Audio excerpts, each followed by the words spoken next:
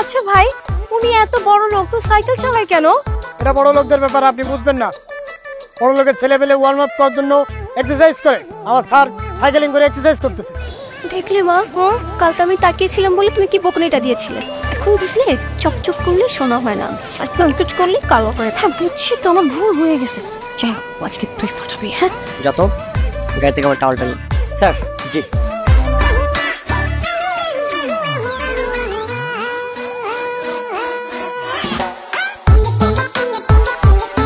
Sir.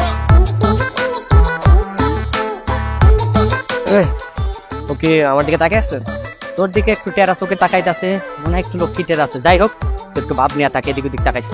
আচ্ছা ভাই, ওনার বাসা কোথায়? ওনার বাবা কি করেন? 9 নম্বর সেক্টরের লেকের পাশে যে সাদা বাড়িটা আছে না, ওই বাড়িটা ওনাদের? জি, ওটা আমার স্যারদের বাসা। স্যারের বাবা মা আমেরিকান থাকে, এখানে স্যার একা থাকে। কাজ পয়সাটা পিছু করা যাবে না, ঠিক আছে? হ্যাঁ চল, ঠিক পরিচিত হয়ে আসি। হ্যাঁ স্টপ, কাছে নিষেধ আছে, একদম দূরে যান, দূরে যান। ও sir, cold drinks, lassi, juice, cold coffee কিছু খাবেন নাকি স্যার? না না, এখন বাইরে কিছু খাওয়ার দরকার নেই, আমরা বাসায় যাবো, বাসায় গিয়ে ফ্রেশ হবো, তারপর জুস। অবশ্যই স্যার, আমরা ওয়েস্টার্ন কফি হাউসে বা স্পেশাল জায়গাতে খাবো স্যার। জি স্যার। ও আসার সময় খুব মিষ্টি করে একটা হাসি দিবি, ঠিক আছে? Thank you sir.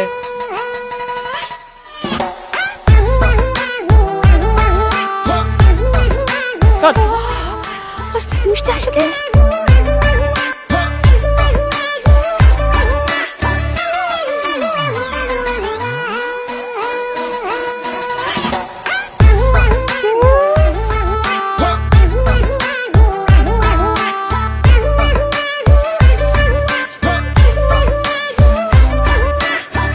দেখলে মা, কালকে কত সুন্দর আমার দিকে তাকে একটা হাসি দিয়েছিল, আর আজকে পাত্তেই দিল না। সব তোমার জন্য।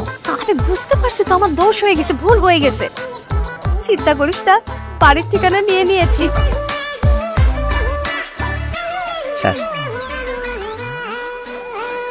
আমার মনে হয় আমি আপনাদের চিনি, কোথায় যেন দেখেছি। না না না, কোথায় দেখবে বাবাজি? হ্যাঁ, আমি তো বাসা থেকে তেমন বেরই হই না। কোথায় দেখবে তুমি আমাকে? সেটাই তো, আমার মা তো বাসা থেকে বেরই হয় না। ও আচ্ছা, তাহলে আপনাদের কিভাবে হেল্প করতে পারি আমি? আসলে হয়েছে কি, আমরা ওই বাসার সেক্টরেই থাকি। তো যেই বাসাতে থাকি, ওই বাসাতে আবার অনেক প্রবলেম হয়। যেমন গ্যাস থাকে না, পানি থাকে না, বিদ্যুৎও থাকে না। তাই ভাবছি নতুন একটা বাসা নিব।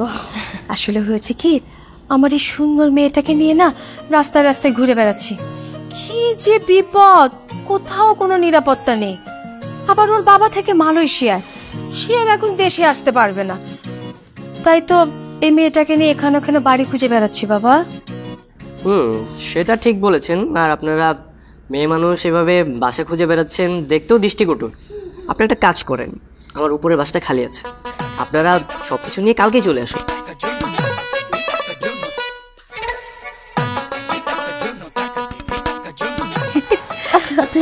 রেন্ট কত দিতে হবে? রেন্টের ব্যাপারে আমি না হয় পরে কথা বললাম। স্যার স্যার ধন্যবাদ বাবাজি, অনেক ধন্যবাদ। স্যার, মালিক যদি মানে আপনার বাবা যদি জানতে পারে, তাহলে বিষয়টা কেমন দাঁড়াবে? এই যে বাসা ভাড়া দিয়ে দিচ্ছেন তাকে না জানিয়ে। পাপার বিষয়টা আমি দেখে নেব, কোনো সমস্যা নেই। তুমি সবকিছু ঠিকঠাক করো। আর আন্টি, আপনারা কালকেই চলে আসেন। ঠিক আছে বাবাজি, আজকে তাহলে আমরা যাই বাবা। আচ্ছা চল, হাসি বাবা। হ্যাঁ,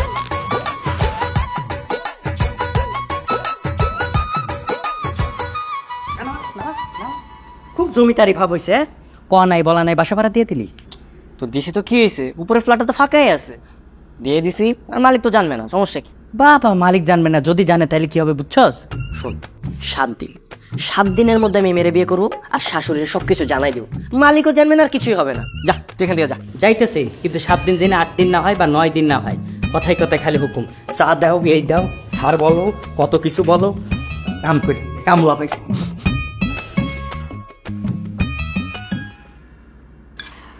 এত কষ্ট করে এত কিছু আনার কি দরকার ছিল?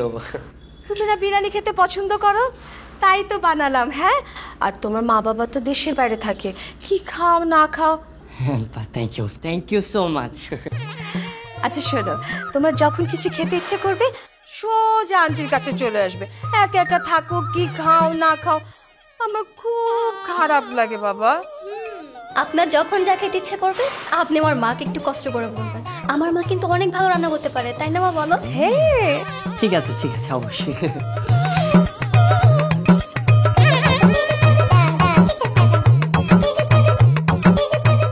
আচ্ছা বাবাজি, তোমার বাবা মা তোমার বিয়ের কথা কিছু বলে না? আন্টি বলে তো, মানে আমার বাবা মা তো বিদেশে থাকে, ওনারা চায় যে আমিও যাতে বিদেশি কোনো মেয়েকে বিয়ে করি, কিন্তু বিদেশি মেয়ে আমার একদমই ভালো লাগে না, তাই তাদের থেকে আলাদা থাকি। একদম ঠিক করেছো তুমি। আমাদের দেশে কত সুন্দর মেয়ে আছে আশেপাশে, দেখে একটা বিয়ে করে ফেলো না কেন? তারপরে মা বাবাকে জানাবা, তখন তার কিছুই করার থাকবে না, তাই না? আর তুমি হচ্ছে একমাত্র ছেলে, মা বাবা সব কিছু ভাগ করে দিবে। জি আন্টি, আমিও সেটাই ভাবছি, দেখি পেলে ভালো একটা মেয়ে বিয়ে করে ফেলবো। হ্যাঁ, একটু চোখ কান খোলা রাখো না কেন বাবা, আশেপাশে কত সুন্দর মেয়ে আছে। জি আন্টি, আমি সেটাই ভাবছি, ভালো কোনো মেয়ে পেলে আমি বিয়ে করে ফেলবো। হ্যাঁ খোঁজো।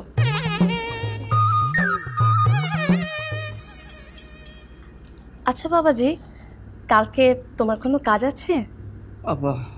না আন্টি, কোনো কাজ নেই। কেন? রিয়ার একটু কলেজে যেতে হবে তো, আমার শরীরটা তো ভালো যাচ্ছে না, তুমি যদি ওকে একটু নামিয়ে দিতে। হ্যাঁ জি আন্টি, কোনো সমস্যা নেই, আমি নামিয়ে দিয়ে আসবো, কোনো সমস্যা নেই। আসলে সুন্দর মেয়ে তো, খুব ভয়ে ভয়ে থাকি সব সময়। আপনি ঠিক কথা বলেছেন, এলাকায় তো বখাটে ছেলে পেলের অভাব নেই, আমি নামিয়ে দিয়ে আসবো। হ্যাঁ ঠিক, একটু দেই বাবা। না আন্টি ঠিক আছে, খুব ভালো হয়েছে। খাও বাবা। মা, তুমি যে ওনাকে বললে উনি যেন আজকে আমাকে কলেজে নিয়ে যায়, এইসব ড্রেস পরে কেউ কলেজে যায় নাকি? বলবে যে কলেজে ফাংশন আছে। আর তারপর যখন কলেজে নামিয়ে দিতে যাবে তখন যদি কোনো কিছু না দেখে কি ভাববে তুমি বুঝতে পারছো? ধুর, তুই কি কলেজে যাবি নাকি? তুই বলবি যে আজকে আমার ভালো লাগছে না, চলেন না দুজনে একটু লেকের পাড়ে গিয়ে বসি, ফুচকা খাই, তারপর আর কি প্রপোজ করবি। কি বলছো? এত তাড়াতাড়ি প্রপোজ করবো কেন? এত তাড়াতাড়ি না করে তুই শুনলি না যে ছেলেটা মেয়ে দেখছে, ঝামেলা হয়ে যাবে তো। তাও তো ঠিক। আচ্ছা ঠিক আছে, আমি তাহলে ওকে বলবো আমার মা বলেছে আপনাকে আর আমাকে তাড়াতাড়ি যেন বিয়েটা করে ফেলি। না না না না, এটা বললে তো ছেলেটা সন্দেহ করবে। হ্যাঁ, তুই বলবি যে আপনি আমার মাকে রাজি করান, তারপর আমার কাছে বিয়ের প্রস্তাব নিয়ে আসবে, তখন আমি একটু ভাব ধরবো। হ্যাঁ ঠিক আছে, দেখো তোমাকে কেমন লাগছে? খুব সুন্দর।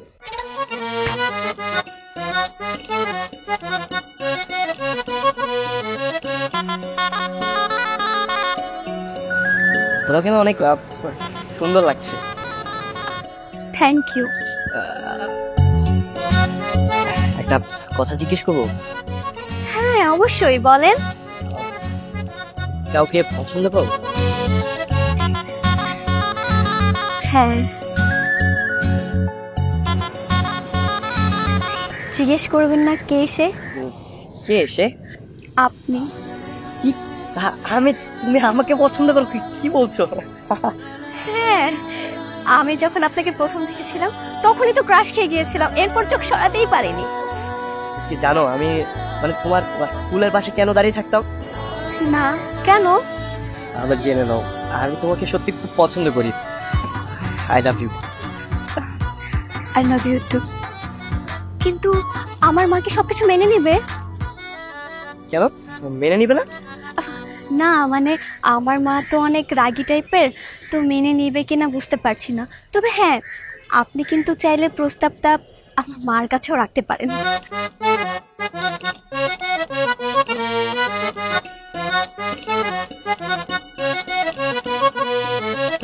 কিছু ভাবছেন? না না, কিছু ভাবছি না। আচ্ছা ঠিক আছে, আজ গিয়ে তোমার মাকে বলবো। সত্যি? হ্যাঁ হ্যাঁ সত্যি। বলুন, আপনি আমার মাকে আমাকে কেন আসতে বলেছেন?